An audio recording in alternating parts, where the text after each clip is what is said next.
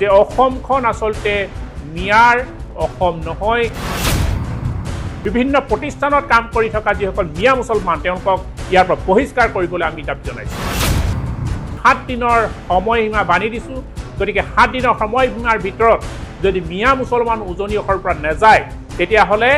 আমি বল প্ৰয়োগ কৰি হলেও তেওঁলোকক ইয়াৰ পৰা খেদিবলৈ আমি কিন্তু তাই অসম যুৱ পৰিষদ বাধ্য ঢিঙৰ যি আসলতে নাৰকীয় ঘটনা নাবালিকা ধৰ্ষণৰ যি ঘটনা আমি তাই অসম যুৱ পৰিষদৰ তৰফৰ পৰা তীব্ৰ ভাষাৰে গৰিহণা দিছোঁ আৰু অসম চৰকাৰকো দাবী জনাইছোঁ যিকেইজন কালপ্ৰিটে যিকেইজন নৰভিকাছে এই কাম কৰিছে তেওঁলোকক কঠোৰতম শাস্তি ফাঁচীতকৈ কঠোৰ যদি শাস্তি আছে এনে শাস্তি দিবলৈ আমি দাবী জনাইছোঁ আৰু ইতিমধ্যে এজনৰ মৃত্যু হৈছে বুলি আমি গম পাইছোঁ আৰু আমিও এই ঢিঙৰ দৰে ঘটনা যি নামনি অসম বা মধ্য অসমৰ দৰে ঘটনা উজনি অসমত নহবৰ কাৰণে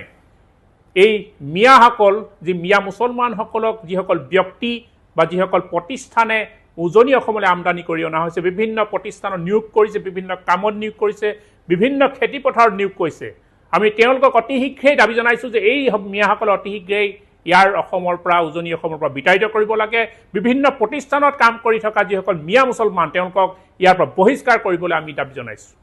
আৰু এই ক্ষেত্ৰত আমি 7 দিনৰ সময়সীমা বান্ধি দিছোঁ গতিকে 7 দিনৰ সময়সীমাৰ ভিতৰত যদি মিয়া মুছলমান উজনি অসমৰ পৰা নাযায় তেতিয়াহ'লে আমি বল প্ৰয়োগ কৰি হলেও তেওঁলোকক ইয়াৰ পৰা খেদিবলৈ আমি কিন্তু তাই অসম যুৱ পৰিষদ বাধ্য আৰু এখেতৰ লগতে আমি এটা কথা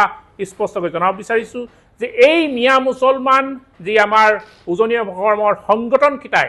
7 দিনৰ ভিতৰত তেওঁলোকক ইয়াৰ পৰা বিতাড়িত কৰাৰ সিদ্ধান্ত গ্ৰহণ কৰিছিল গতিকে তাৰ ক্ষেত্ৰত পশ্চিম গোৱালপাৰা সমষ্টিৰ এজন বিধায়ক আব্দুল ৰছিদ মণ্ডলে এটা ঘোষণা কৰিছে যে তেওঁ এটা চেলেঞ্জ কৰিছে যে কেনেদৰে মিয়া মুছলমান খেদিব পাৰে মই চাওঁ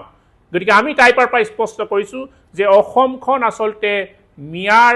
অসম নহয় মিয়াৰ আসলতে ৰাজ্য নহয় এইখন চাউলুং চুকাফাৰ গঢ়া বৰ অসম সোণৰ অসমৰ অসম হয় গতিকে আমি এটা কথা দাবী জনাইছোঁ যে আব্দুল ৰছিদ মণ্ডলে যিমান অসমৰ মিয়া আছে তেওঁ নিজৰ পশ্চিম গোৱালপাৰা সমষ্টিত ৰাখক তেওঁ নিজৰ ঘৰ ভেটি মাটিত ৰাখক কিন্তু উজনি অসমত কোনো স্থান নাই গতিকে আমি পুনৰবাৰ দাবী জনাইছোঁ এনেধৰণৰ বক্তব্য আমাৰ আব্দুল ৰছিদ মণ্ডলক নিদিবলৈ আমি টাইপাৰ তৰফৰ পৰা তীব্ৰভাৱে সকীয়াই দিছোঁ ধন্যবাদ